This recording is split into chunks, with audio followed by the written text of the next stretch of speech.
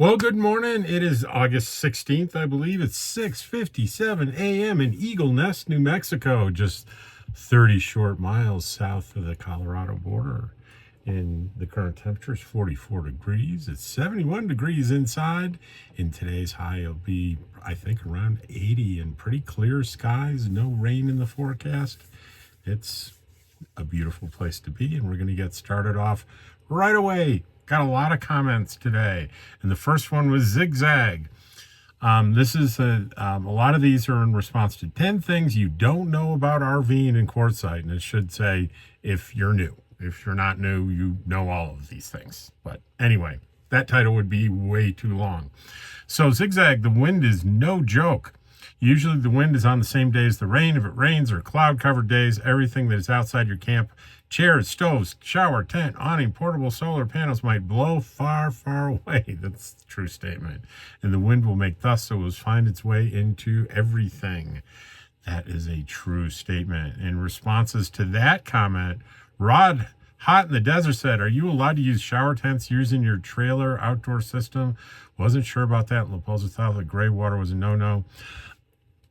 I didn't know. I don't know about the shower thing. I do know, I'm 98% sure, you cannot dump your gray water out there. That's a definitely no-no. That's what they have dump stations for.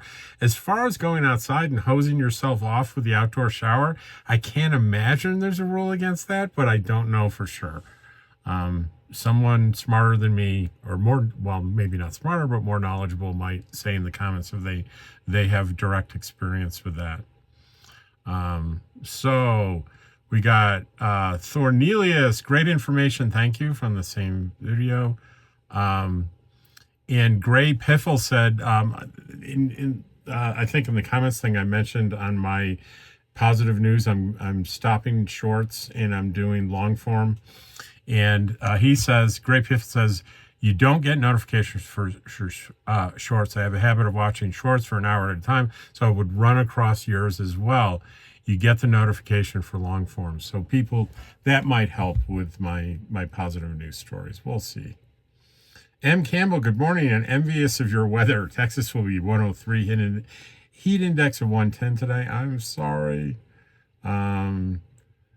Same Campbell, kids reading to cats. That's a short, a positive news video I did. An adorable win-win. I agree. Charlie Clay, great comment video. I enjoyed hearing other people's comments. Usually good information is shared. Keep up the good work, neighbor. And M. Campbell again. Thanking me for the Quartzsite video. I'm gonna have to rewatch, make a cheat sheet for the power information. And let's see, we have one with another one from her that, okay, I'm getting confused here. I'm scrolling. All right, I have another one from M. Campbell. I was told that if I want to replace the lead acid battery that came with my trailer with a lithium battery, I can't just drop it in and connect it. I also need to replace the trailer's inverter or converter for the fridge. I have no idea if that is correct or not. It's one of those things on my list to research. You can read my answer here, and there's another couple of answers, but this is an important topic. And this happens to be a topic I have twice, two different trailers, direct experience with. The short answer is absolutely you can just swap out a lithium battery for a lead acid battery. However, here's a side effect. If you are counting on your onboard charger to charge that battery, right, what that means is you might notice if you go to an RV park and you plug in a shore power, that will start charging your battery. And that is you generally where you have your circuit boards, where you have the switches. Part of that is the onboard inverter or converter and charger. I know this gets complicated, but the converter takes the shore power, the 120 volt, and converts it down to 12 volt, and it powers everything in the coach that uses 12 volt, plus it sends a charge to the battery. right? That's what the converter does. And some people refer to it as a charger slash converter, converter slash charger. It's really both things. The converter has a dual purpose: power those 12-volt things and power the charger that charges the house battery. So here's the issue with that. If it's not a charger that is made to do lithium, lithium charges at a higher voltage than lead acid. It will likely only charge your lithium battery up to about 80%, and it'll take kind of a long time.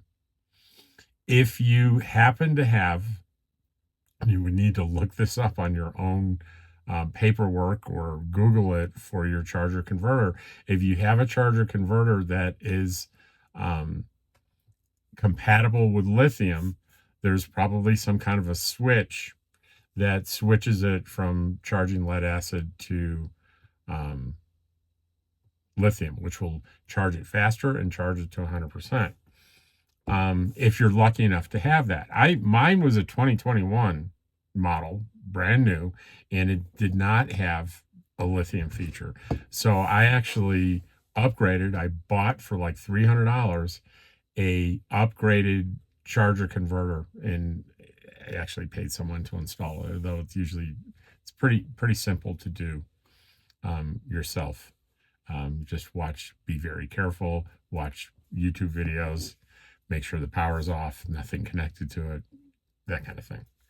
Anyway, however, if you can't afford to do that, and you have a couple options. One, you can just tolerate it taking a long time to charge and only up to 80%.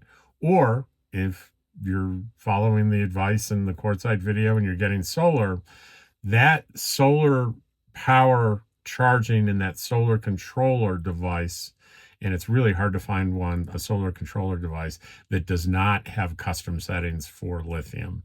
It will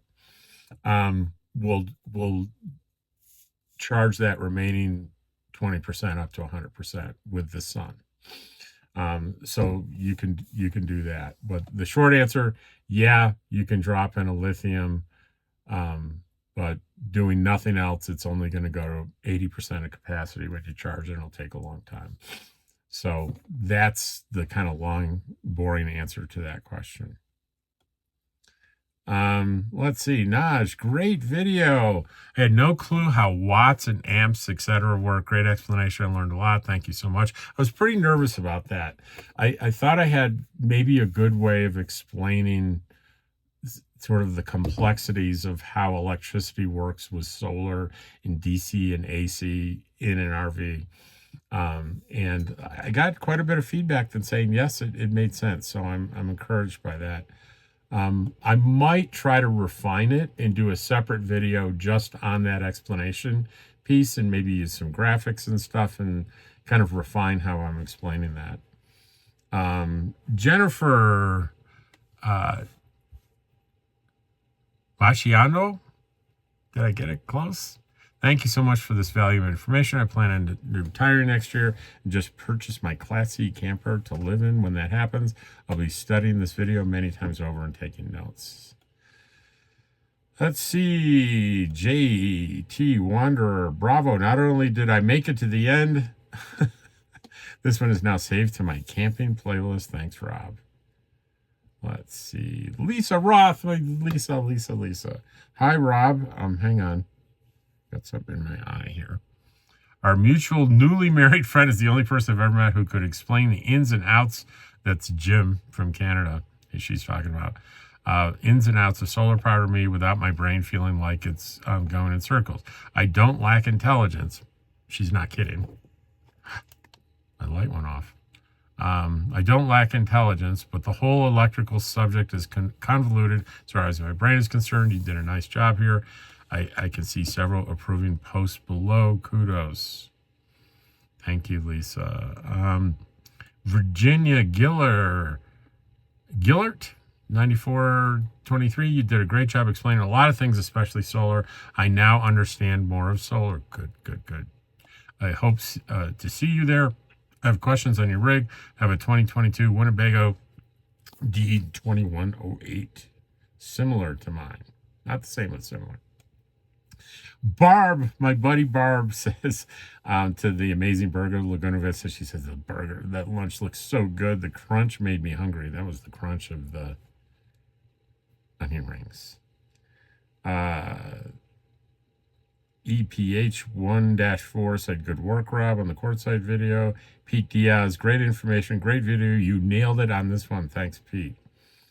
HR Mike, nice explanation, made the complex parts easily understandable. Thanks. Maybe I missed it, but did you mention how many batteries, solar panels? Ray, guys, no, you didn't miss it. I didn't say, but I will say right now, I have 600 amp hours of battery and 1,120 watts of solar.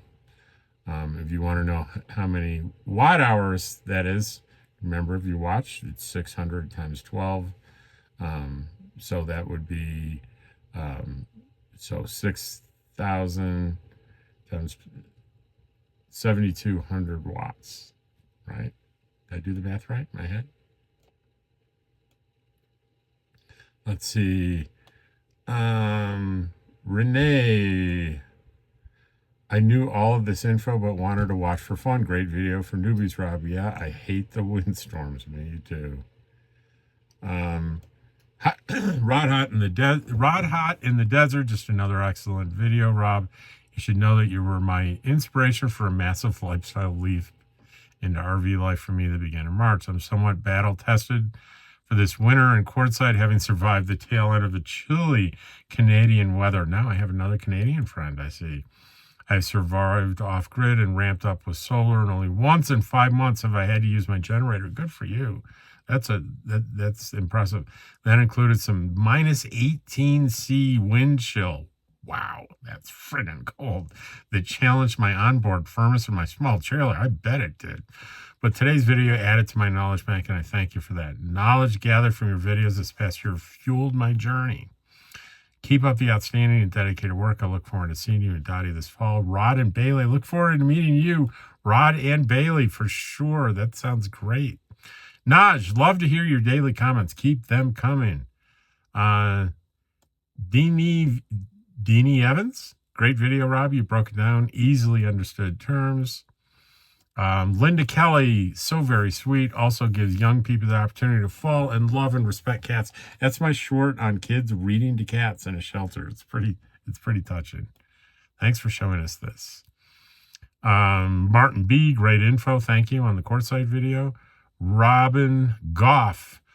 Wow, Rob, thank you for all your knowledge of things with us. I never understood the amps, watts, etc. I understand it better now. We get heavy wind gusts here where I live in Southeast Washington. Trampolines, garbage cans, patio umbrellas, tables, and chairs blow for miles. And let's not forget about the tumbleweeds we have.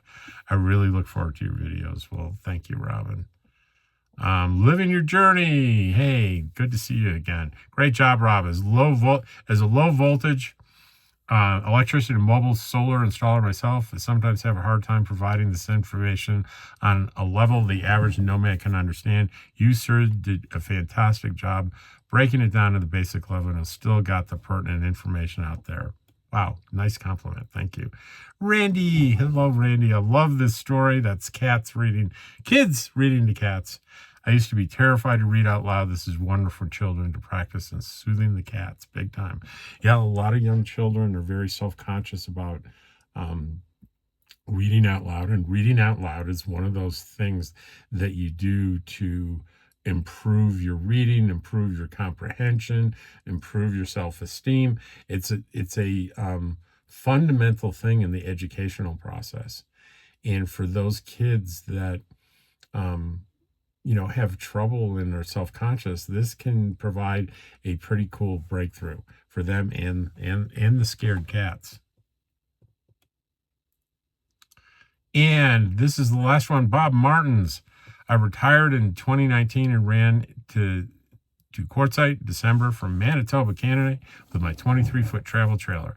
I have 4 6-volt lead acid batteries and 300 watts of solar on the roof. Well, I was surprised. Was super cold that December and was shocked about how much battery I used each night. I never ran out, but was close. I decided to get a better sleeping bag and turned down the thermostat. It was nice and toasty. I was extremely happy with propane use in 3 months that I was there. Propane was never an issue. And that was one of the suggestions of, we're talking about being cold and what it costs to do various things to keep warm. And the most inexpensive and arguably maybe from a body standpoint, very efficient is a nice sleeping bag. And I did notice that in Amazon, you could get a well-reviewed 0-degree bag for less than $100. So, and if you can't even afford that, then wool blankets, more than one, several wool blankets layered will keep you pretty warm when it's cold. That's today, and I hope you enjoyed it, and I will see you all tomorrow. I appreciate you hanging in here.